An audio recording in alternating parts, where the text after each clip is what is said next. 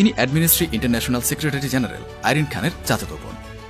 1995 সালে বিসিএস স্বাস্থ্য ক্যাডারে যোগ দেওয়ার 2 বছর আগে তারেকের সাথে জোবাইদার বিয়ে হয়।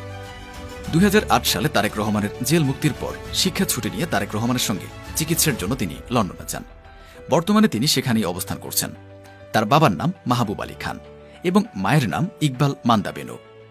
Zubaida London imperial college London থেকে মেডিসিন বিভাগে বিদ্যায়ন অর্জন করে রেকর্ড নম্বর ও স্বর্ণ পদক নিয়ে এমএসসি পাশ করেছেন।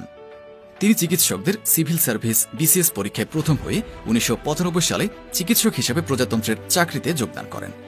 এর 2 বছর আগে তারেক রহমানের সঙ্গে তার বিয়ে হয়। জিয়া পরিবারের সদস্য ও বিএনপির শীর্ষ নেতা দুর্নীতির মামলায় দণ্ডিত হওয়ায় জোবাইদা রহমানের দলের হাল ধরার কথা প্রচার হলেও তিনি কখনো জাতীয় সংসদ নির্বাচনে অংশগ্রহণ করেননি কিংবা প্রত্যক্ষ রাজনীতিতে তাকে দেখাও যায়নি। জোবাইদা রহমানের রাজনীতিতে আসা নিয়ে বাংলাদেশের প্রধানমন্ত্রী শেখ হাসিনা একবার বলেছিলেন, জোবাইদা শিক্ষিতা ও ভালো বংশের মেয়ে।